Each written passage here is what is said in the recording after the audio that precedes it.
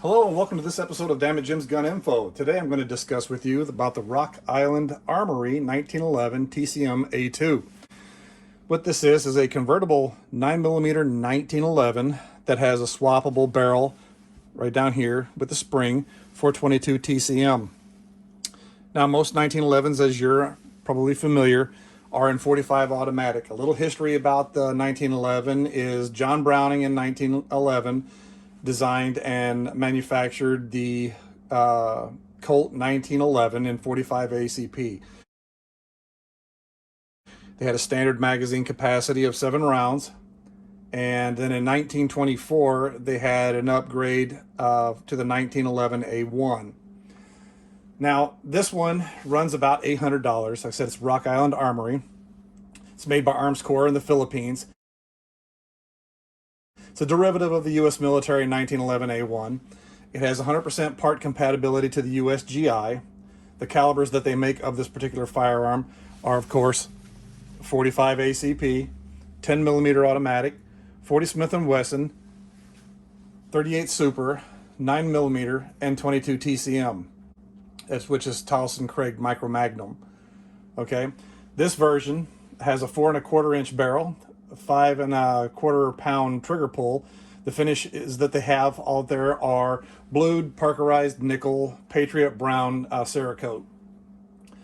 And just to give you a little bit of information about it, the 9x19 NATO or 9mm that everybody's familiar with is 115 grain that runs about 1180 feet per second out of a 4.65 inch barrel.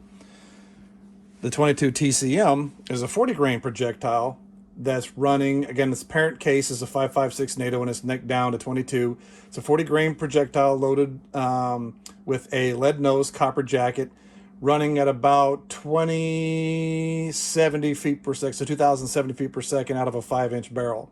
So this is a 4 1/4 inch, so it'll be just ever so slightly less. Let's see here. The 22 TCM 9R is another round that's out there. It's just like this one right here, but it has the projectile recessed just a little bit further and allows you to shoot this round, the 22 TCM 9R, in your Glock or other firearm by just swapping out the barrel, and then allow you to shoot that round. The sights on it are standard white dot front and rear sights that are adjustable for windage and elevation.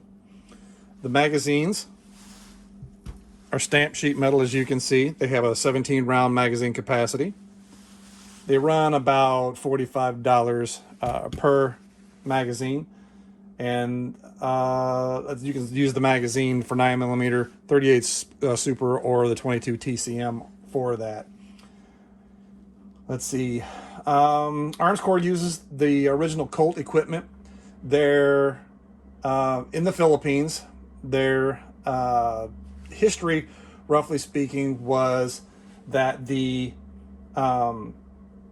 company started out originally as Squires Birmingham Company Incorporated in 1905. They were bought out by the Tuason family in 1941, becoming Armscor in 1952. So they've been Armscor since 1952. They make a wide variety of 1911 styles, regular automatics, revolvers, rifles that also shoot the 22 TCM cartridge as well. So it's a pretty good company. Like I said, having a 1911, it's a model 70 series, and I'll show you what that means here in a minute. And they've been using the original Colt equipment, so that's a plus in my book. So the double stack magazines, you'll be looking at these, and I know 1911s usually end up coming in 45, and it's a single stack magazine that holds 7. If you've got the aftermarket mags, you can get 8 rounds in a double stack or a single stack magazine. But you see the double stack magazines, and then double stack magazines came out in 1988 by the company called Para Ordnance Manufacturing, that was out of Toronto, Canada. They've since moved to the United States and renamed themselves. But they were some of the people that first started the idea of a double stack 1911, which really took the race gun world by storm, because it allowed you to have the double magazine capacity, and you could put 18, 19 rounds in a magazine in 38 Super, which they would end up using for competition. So enough of all this history and the information about this. What I'm going to end up doing is kind of go over this gun a little bit. As you'll see, it's got the oversized beaver tail grip. The previous one in the 1911 series it was a little bit flatter than this. It kind of went in line. As you see, the bulge is a little bit here. People with different size hands were having a hard time in deactivating the grip safety. So as you can see, we have a clear firearm. There's nothing in the gun. The safety is disengaged. The safety is right here. Now you can get a double-sided safety, ambidextrous safety to mount over here as well if you want. But this one right here is currently a standard 1911 style frame-mounted safety. So that whenever I grab this 1911, if you're going to punch a target because you're going to go attack somebody, like you're going to end up having to shoot something with a 1911 or a pistol, you want to make a fist. And in making the fist, you grip the gun, you automatically disengage the safety, and you engage the grip safety. So now that the firearm can be pointed at the target and the gun can be fired. Okay, so that little bump right there adds a little bit more meat to the grip safety, so it's fully engaged. And you don't have to worry about hammer bite because this extended beaver tail prevents the hammer from recoiling and striking you.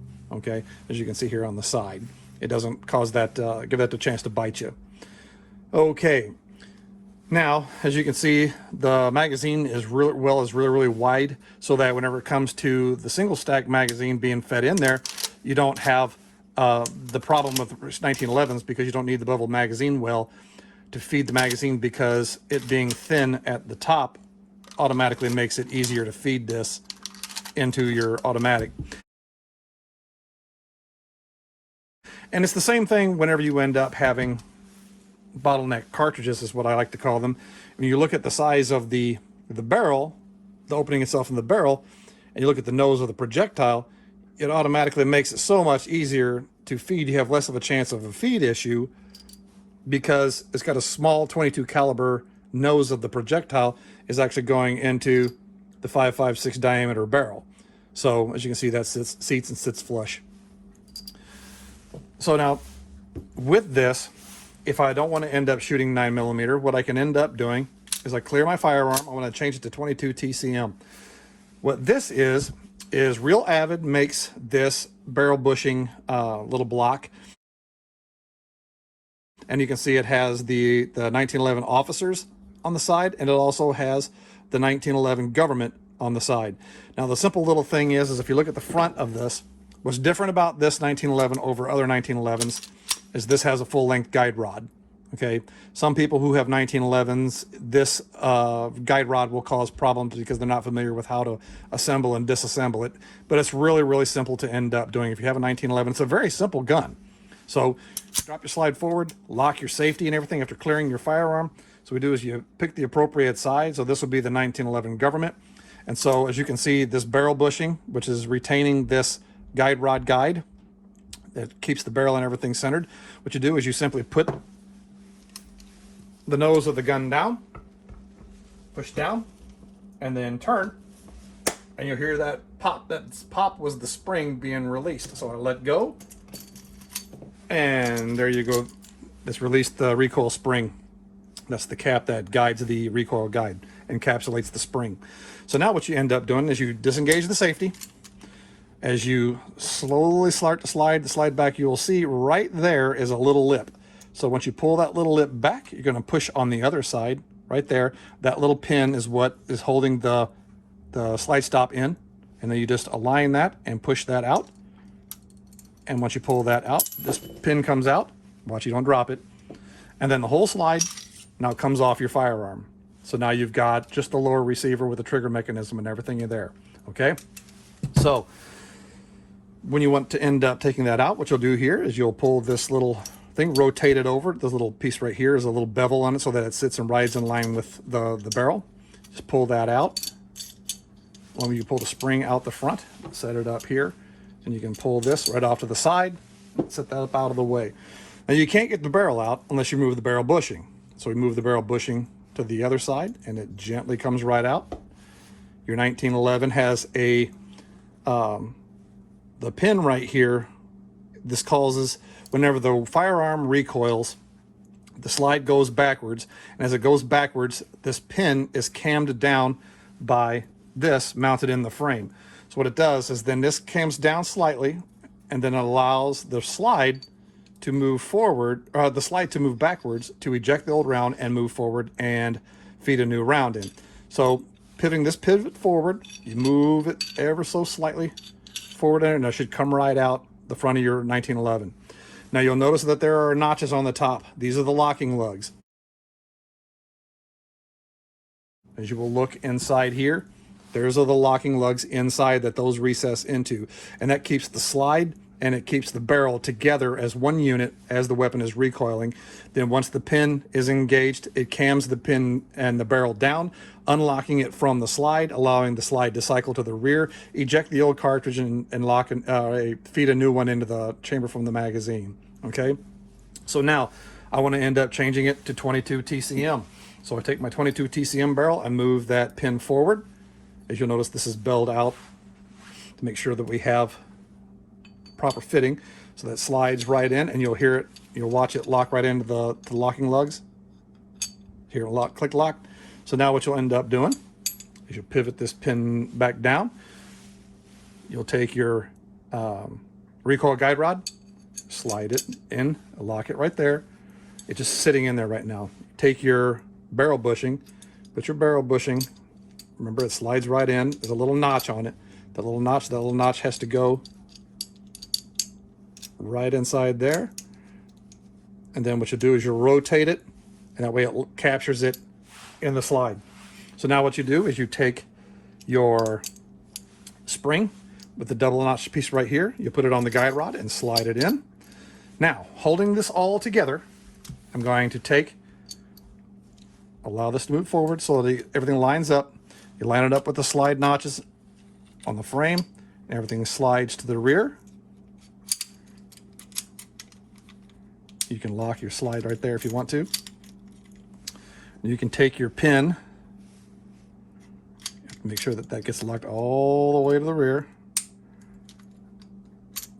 Okay, so what you do is you put your pin in, and then that encapsulates or captures the pin of the barrel.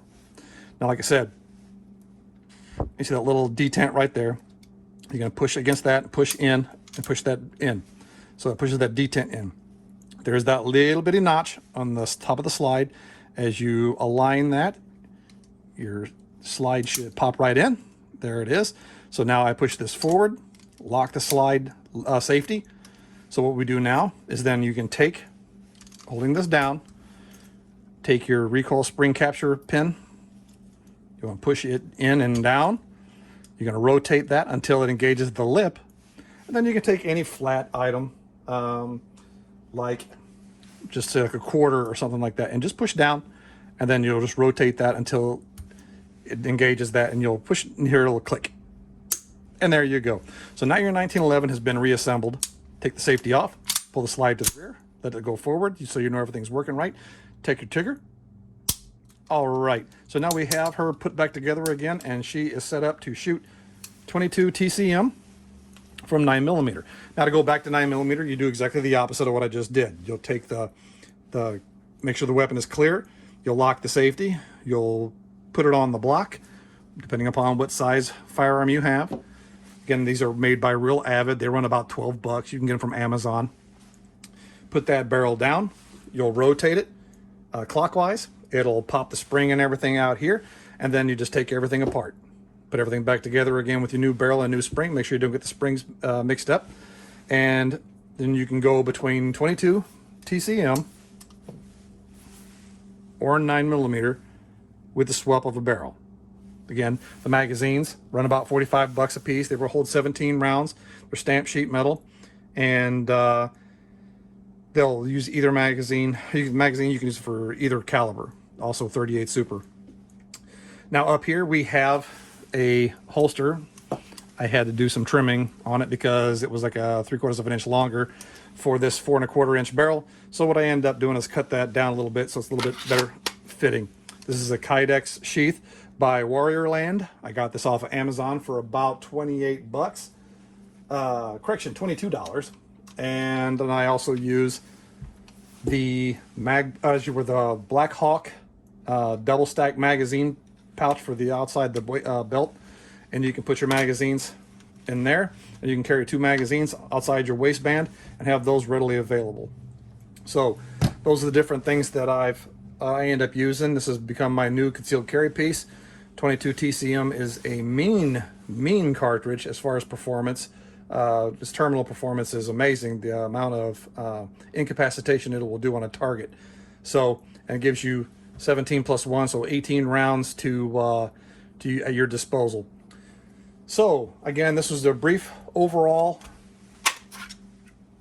quick class on the Rock Island Armory 1911 A2. It's for the TCM series because it's got the swappable barrels. So to swap between the calibers. I hope this will get you to have a little bit interest in checking out what 22 TCM is. Maybe spark a little interest in exploring that yourself. If you have any additional questions, please put them in the comment section. In the description, I'll put a little bit more information to include information on the double stack of the 1911 when that came about. And please hit that subscribe button down below. Thanks for watching this episode of Dammit Jim's Gun Info. And make sure to always carry a knife because there may be cake.